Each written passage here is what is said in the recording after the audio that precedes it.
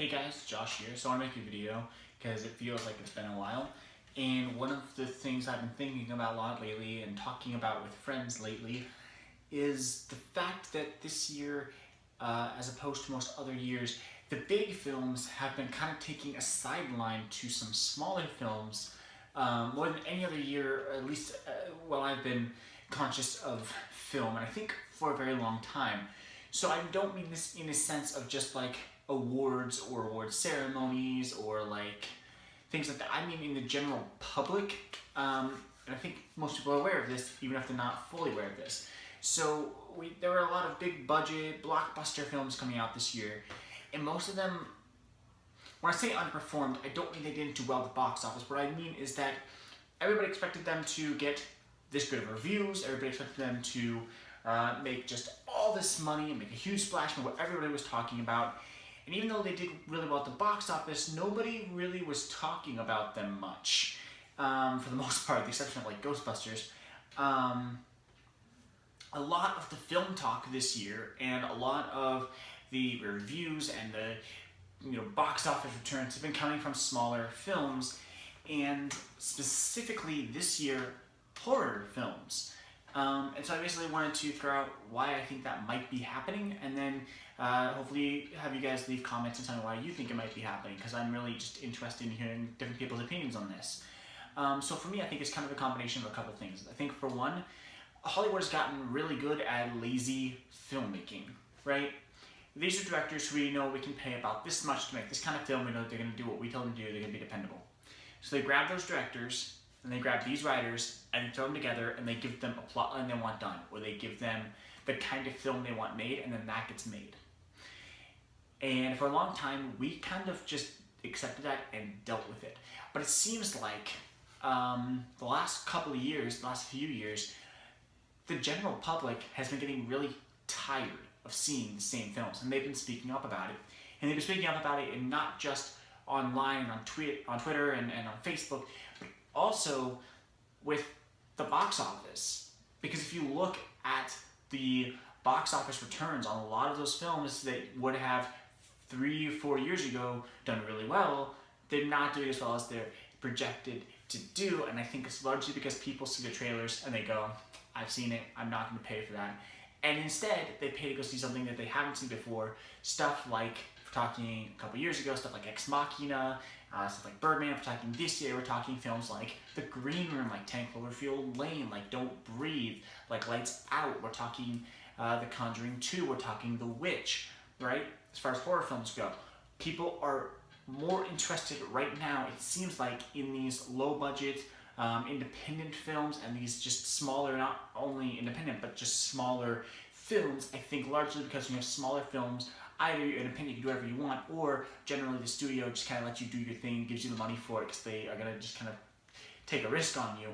And this year's been paying off for studios more than any of the films have not paid off, because some of the bigger films didn't pay off right? X-Men Apocalypse did not pay off how it was supposed to. Suicide Squad did, just not in reviews, right? Batman v Superman didn't get as high as they thought it was going to get. Civil War was good, Jungle Book was good, but I feel like there's so many films that underperformed this year, and most of them are these huge films. And then you have these smaller films, like especially these horror films that have done so well. I think it's because people are tired of seeing the same lazy Hollywood filmmaking. They're tired of seeing the same plots and the same actors and the same directors and the same scripts doing the same things over and over and over again, where you can just predict everything that's going to happen. But also, then you have to wonder, why is this year so much better for horror films than any other year? Because that's part of the reason why everybody's shifting more towards going and seeing the horror films and really making that be profitable at the box office. And I think the answer is that Hollywood is kind of finally learning how to get good horror made. Because for the first time, Hollywood is letting directors and writers and crews just go make their movies, when it comes to horror, more than not. So like The Green Room, I don't believe it was independent, but it was super low budget, and they basically gave them money and let them go make their film. And the same thing goes for 10 Cloverfield Lane, right? J.J. Abrams gave him money, let him kind of do his thing. Only real stipulation was tied into Cloverfield. The Witch was an independent film. They did their own thing, right? Don't Breathe. Like, if you look at these films, they kind of did these very low budget films where they got to more or less just do their own thing and not have studio interaction. And so they didn't get the same kind of studio manufactured blech we normally get in the horror genre that we've been getting for like 25 years. We didn't get a bunch of those this year. The two that we did get this year, and the only two major horror movies that got bad reviews this year that I'm aware are The Boy and The Forest, both of which were not good, but were better than most January horror. We also got The Shallows, which was, I believe, independent. I know it was super low budget, very low budget, but it was good. And that's the thing, is even the ones this year, like for me at least, like The Shallows and Lights Out, that I probably will never watch again, I had a good time watching it in theaters, and it was well made, and it was interesting. It did keep me on the edge of my seat while I watched it. I think what we're seeing is that the horror genre this year, because studios have been taking bigger risks on the horror genre and have been trusting people that aren't as well known and that aren't as big of a deal to do something that hasn't really been done before, we're seeing the biggest increase in new and interesting ideas coming out of the horror genre. And it's almost by happenstance, I think. But that is what we're seeing. Like, I can, without a doubt, tell you that some of the best films this year, like really on the list, multiple of the best films of the year were horror films. And we're only at the beginning of September. Like, there are still several more horror movies coming. Hopefully they won't be bad. Disappointment Room is about to come out, but Blair Witch looks really good. That's going to come out soon, right?